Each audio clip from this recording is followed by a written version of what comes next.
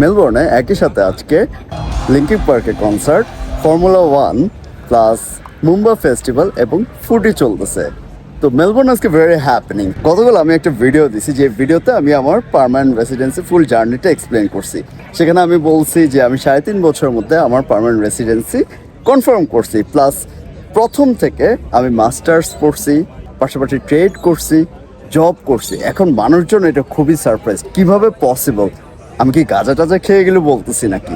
আরেকটা জিনিস মানুষজন যে জিনিসটা মিস আউট করতেছে, আমি আসছিলাম 2022 সালে, যখন স্টুডেন্টসদের জন্য ফুল টাইম ওয়ার্কিং রাইট ছিল, কারণ তখন কোভিডের পরে বর্ডার খুলে দিয়েছিল অ্যান্ড অনেক ফ্লেক্সিবিলিটি ছিল। সেই ফ্লেক্সিবিলিটি অ্যান্ড অপরচুনিটিসের আমি বেস্ট ইউটিলাইজ করছি। সেজন্যই আমি অলওয়েজ সাজেস্ট করি আপনাকে প্রিপেয়ার থাকতে হবে, মাল্টিপল প্ল্যানস থাকতে হবে।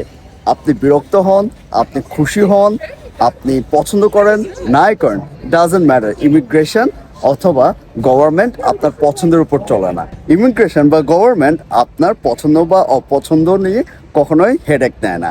তারা তাদের মাইগ্রেশন প্ল্যান ওয়াইজই পিয়ারে ইনভাইট দিয়ে থাকে। সো আপনাকে প্রিপেয়ার থাকতে হবে। আপনি পছন্দ করেন বা না করেন, আপনার কষ্ট হোক বা আপনি স্মুথ প্যাথ হয়েছেন, সেটা আপনার ডিসিশন। সবসময় আপনাকে বলে যাব আপনার প্ল্যান এ, বি, সি, 3টা প্ল্যান থাকা উচিত। এ অ্যান্ড বি থাকবে আপনার একদম, যদি লেফট হ্যান্ড না হয় রাইট হ্যান্ড, রাইট হ্যান্ড না হয় লেফট হ্যান্ড, সেগুলোও যদি না হয় তারপর আপনার একটা ব্যাকআপ প্ল্যান থাকবে। আপনি যদি এইভাবে আপনার পার্মানেন্ট রেসিডেন্সির জার্নিটা গুছিয়ে উঠতে পারেন, আই বিলিভ আপনি অস্ট্রেলিয়ায় পার্মানেন্ট রেসিডেন্সি সিকিউর করতে পারবেন। বাংলাদেশ থেকে অনেক কিছু বলা সম্ভব, অ্যাজিউম করে নেওয়া সম্ভব, কিন্তু নিজে করে দেখানো আসলে অনেক টাফ। আমরা যারা অস্ট্রেলিয়াতে আছি তারা অ্যাকচুয়ালি রিয়েলাইজ করে যে এখানে আপনার লেখাপড়া, জব সব কিছু এমনভাবে প্ল্যান করে আগাতে হয় যেন আপনি ইন ফিউচার আপনার পার্মানেন্ট রেসিডেন্সির জন্য অ্যাপ্লিকেশন রেডি করতে পারেন।